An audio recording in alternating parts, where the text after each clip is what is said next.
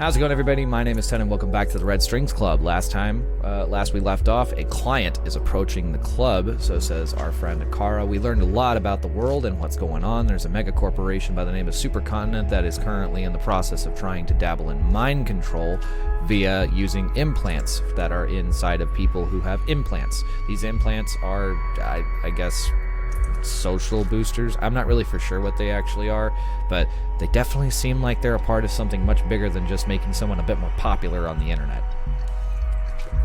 So buckle up and let's get into it. Like, subscribe, all that stuff. I want to see us 100 subs before the end of the year. And yeah, let's go. A client is approaching the club. Wow, how do you know? I'm accessing footage from all recording devices in proximity of the club in real time to better help Donovan. You can do that?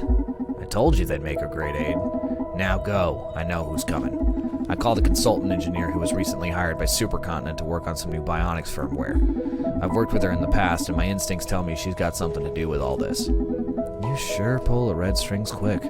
Time is of the essence. We don't want my favorite crazy bastard to turn into a brainless doll. Goodbye, genius. I'll keep you posted. Alright, Akara, remember. Don't interact with the clients unless necessary. Welcome them to the club and thank them when they leave. If your empathy superpowers make you aware of something you want to share with me, wait until we're alone in the club. Got me? Understood.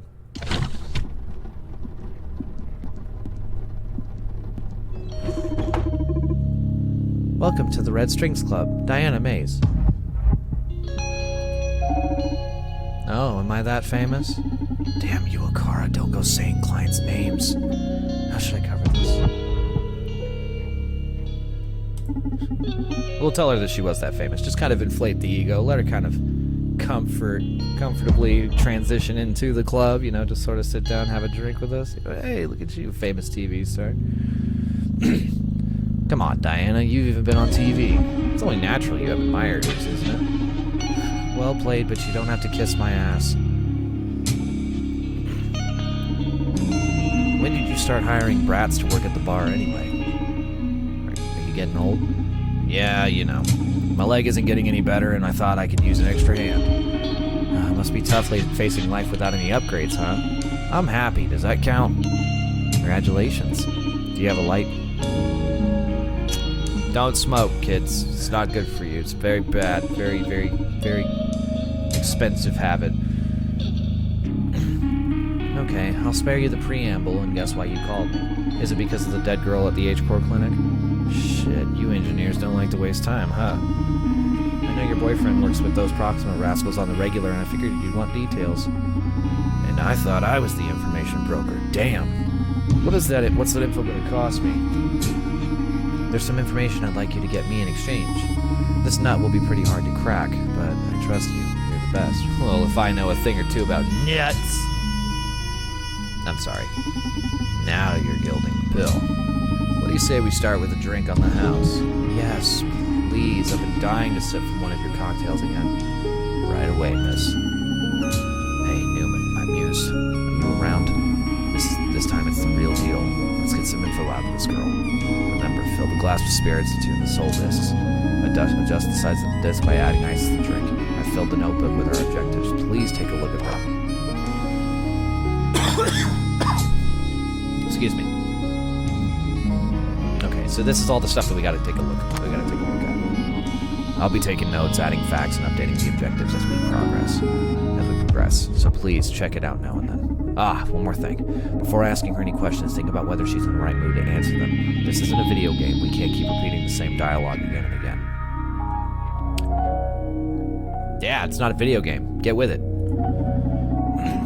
If you need to change the mood, we'll serve her another drink and we'll take it from there. In this case, sympathy may draw out confessions and fear may exploit her paranoia. I trust your instincts, my magical friend. Okay, so sympathy and fear. I think I want to get her sympathetic first. We can also pour her another drink later. Just a touch more. Perfect. Now we need bourbon.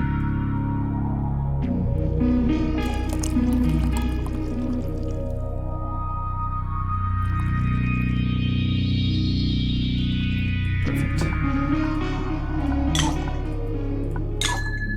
A bing.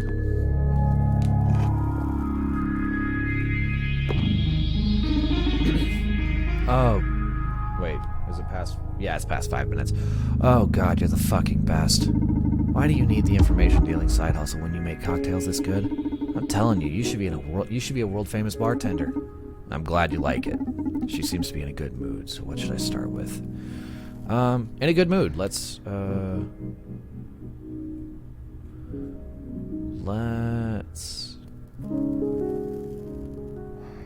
break the ice. Hey, tell me how you've been. What have you been working on lately? Is this an official inquiry, or are you just making small talk? That depends on what you're working on. I knew there was no such thing as small talk with you, Mr. Bartender. Oh, I can do small, too. You just happen to be so interesting. Man, you try too hard. But I love it, charming bastard. So, is the charm working? Yeah, I guess it's only fair since I'm commissioning some intel work. Have you heard about SPW? Oh, Social Psyche Welfare? There it is. There's the big one. Son of a bitch, how'd you get that info? Sorry, magic.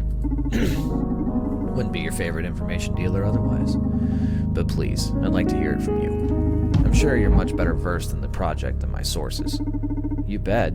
It's fucking director.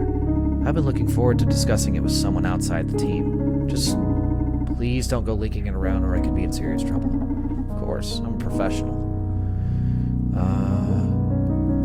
So she's the director of Social Psyche Welfare. Let's get her to talk a little bit more about that. I guess there's no way back with you now, so I'm going all in. You ready? Shoot. Social Psyche Welfare is the greatest revolution in the area of human comfort. We've been working for a long time on designing a system that always keeps the user at their best. SPW is able to tell apart feelings like depression, anxiety, rage, and keep them in check using only the power of your own physiology. It's all natural, no secondary side effects.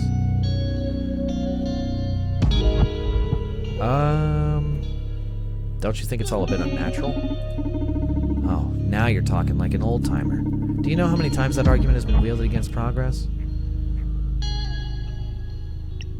Okay, so, do we err on the side of caution and keep her trust and kind of just be like, yeah, no, you're right, I sound like a fucking boomer? Or do we press the issue? That's the question. Okay, I'm pressing the issue.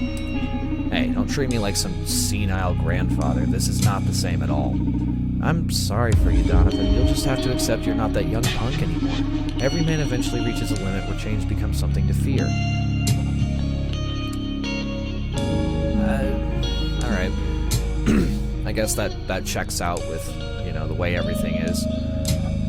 It's just a video game, by the way.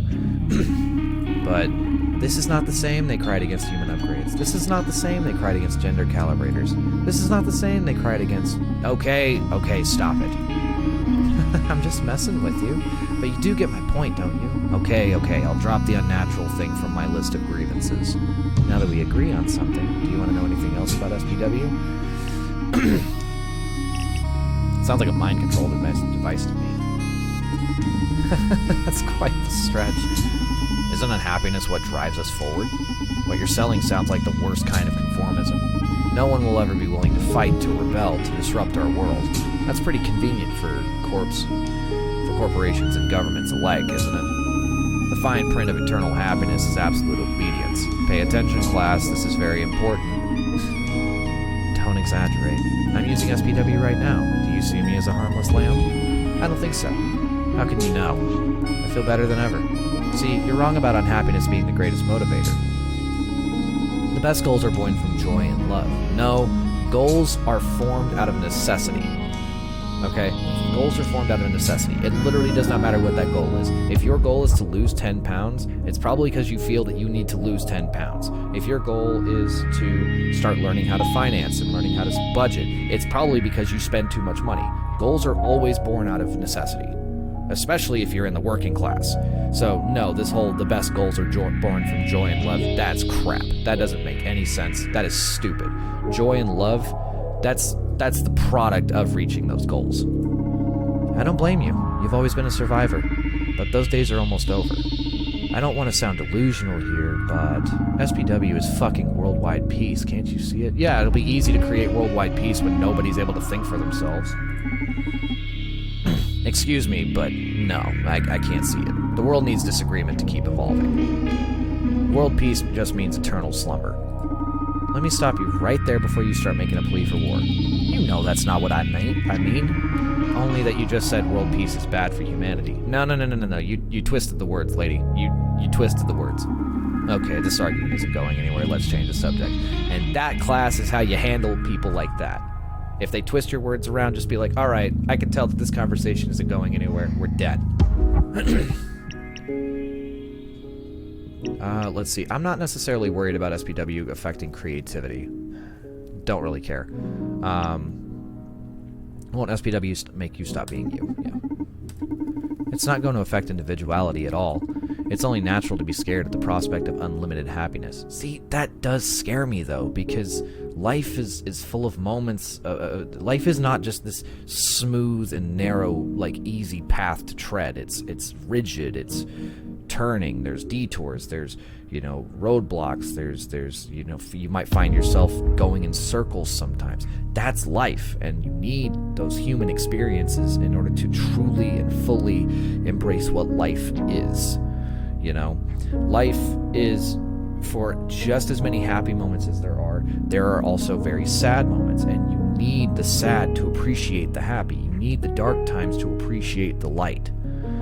I mean, I don't want to be permanently happy forever. That sounds like hell. I don't want that.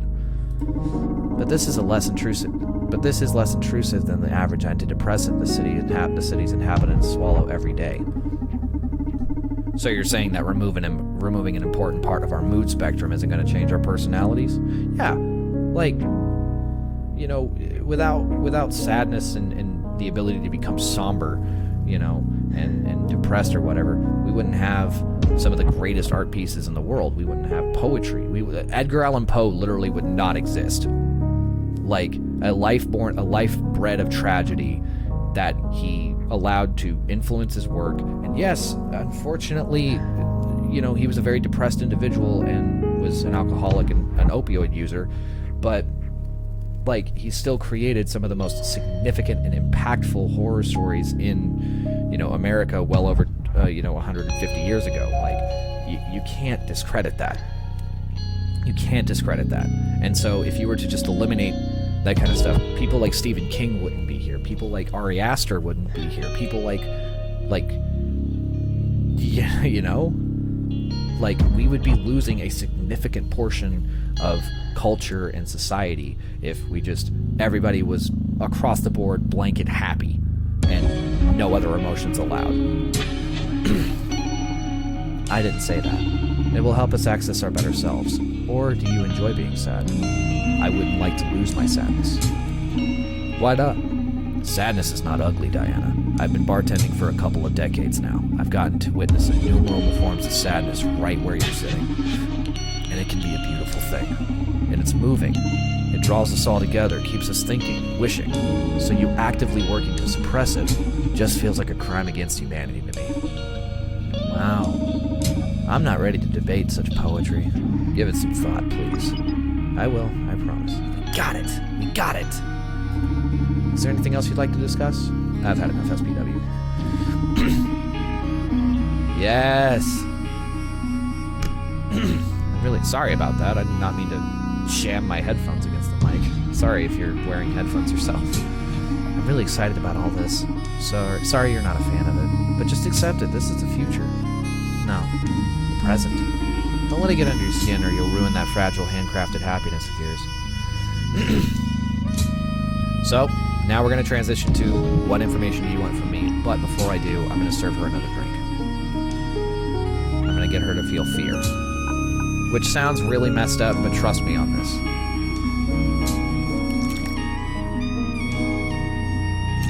Enjoy the jazz while we're here.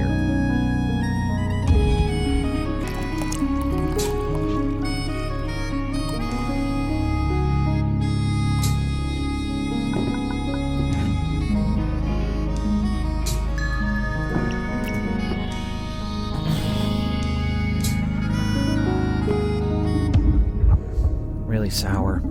You don't like it? Yeah, sorry, listen. I'm starting to get a bad feeling about all this. Do you mind if we do this quick? Of course, no problem. Fear seems to have taken over. So what information do you want from me? You'll have to promise me one thing first. What's that? Promise me that you won't mention my name when you dig into this. That I can do. Don't worry about that. I want to know who the CEO of Supercontinent Limited is. Come again? Can't you just look it up? What you'll find online is that Supercontinent CEO is Jack B. Gaynor. But I swear to you, he's vanished. No one's seen him for 2 years, and Supercontinent strategy has become more and more aggressive. Why don't you ask your employers? Don't you work for them? I can't, Donovan. I'm scared. This is the reason why I wanted to do the fear thing, because whenever we start delegating information like this, her fear is going to reveal all. So, please do this for me, and I'll give you whatever you want in exchange. Relax. We can focus on your issue first. That only makes me more nervous about what you'll ask in return. Diana, you're one of my best contacts. I would never cause you harm in any way. Okay. Thanks. What, do you mind me asking why you want to know about Supercontinent CEO? I told you, the CEO, Jack B. Gaynor, has been supplanted or something. He's still on record as the official CEO. But everything's changed so much that I'm sure he can't be in charge anymore. I'm afraid for my life, Donovan. The Proxima girl, even if it was accidental, hasn't been the first death in the last few months. Ooh, that's spicy. I've always loved Supercontinent's goals and motto, fighting for social welfare, and it's weird because they're still doing that. It's only that now they're doing it at any cost. There have been more deaths. Well, there haven't been any assassinations, per se, but some staff committed suicide allegedly because of the stress. And there have been at least 2 fatal accidents among top brass in the last 2 years. Don't you think you might just be making a pattern out of a series of regrettable accidents? Stress can do that. Okay, let's stick to the facts. The company's policy and strategy have changed radically over the last 2 years. Death among employees has gone up 243% and 200% among the executive. Jeez! Yo, mental health services, can we get a grip? Numbers are exact. Talk to people. Honestly, talk to people. I feel like for this episode, I'm gonna have to put in a suicide, hotline number. But seriously, to talk to somebody, please. Jeez. Okay, now you're sounding paranoid.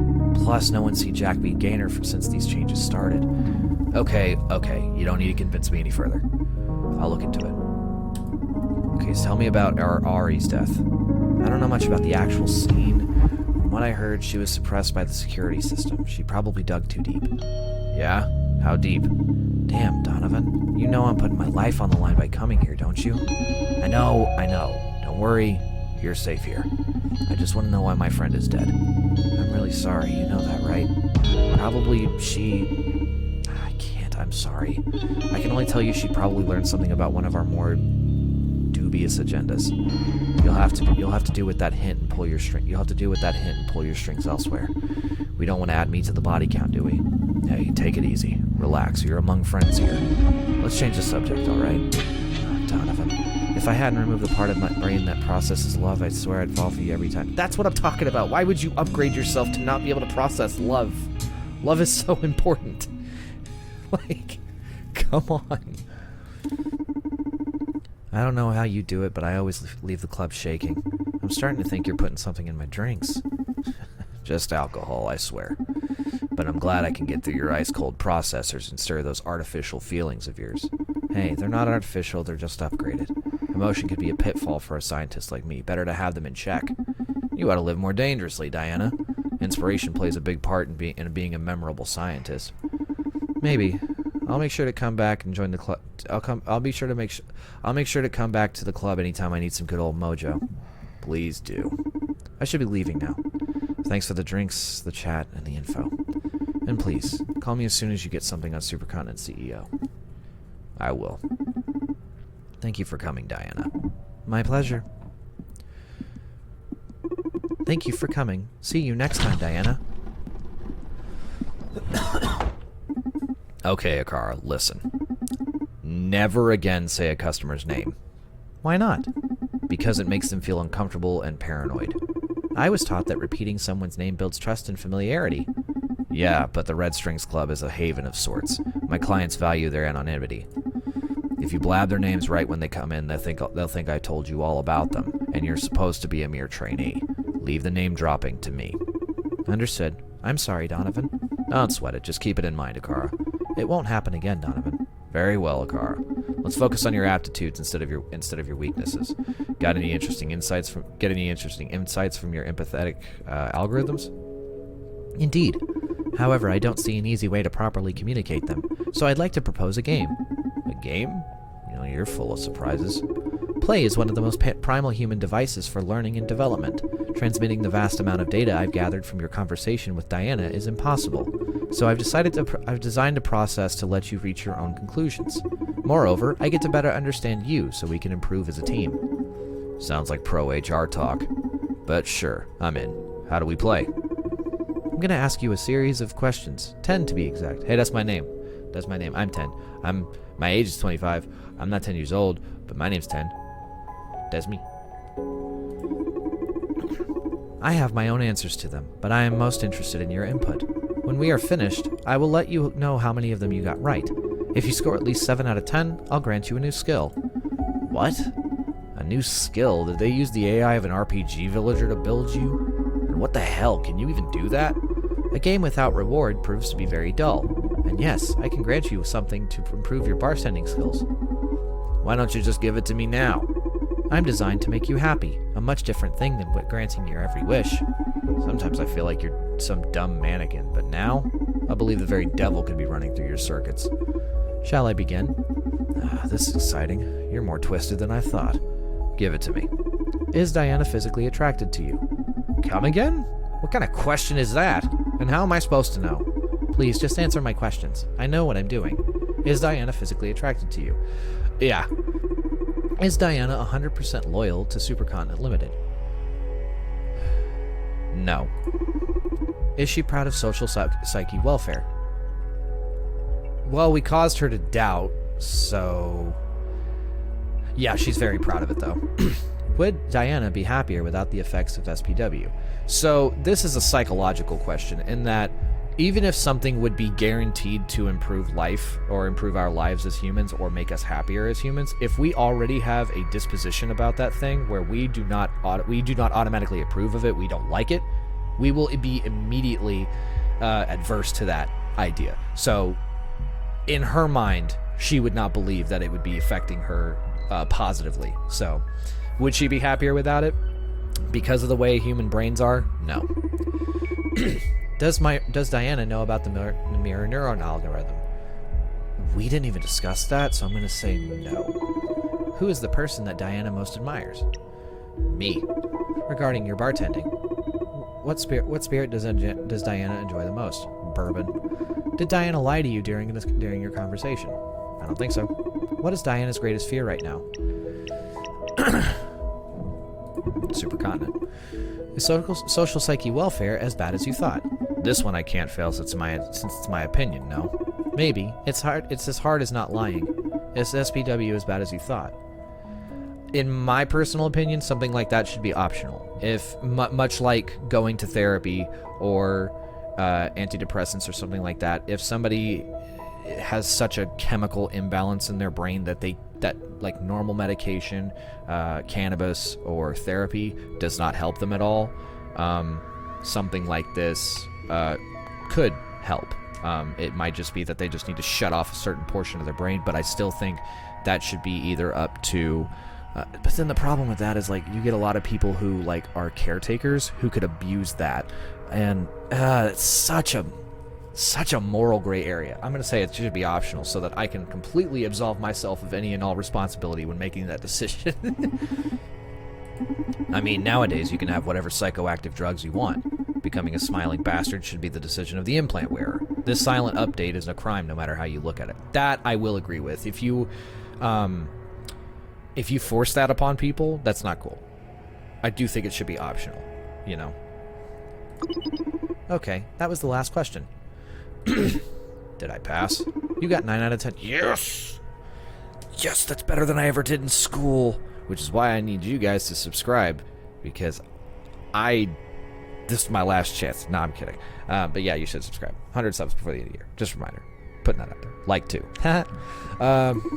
Congratulations. You are a sharp man, Donovan. That sounds a little condescending, but thank you.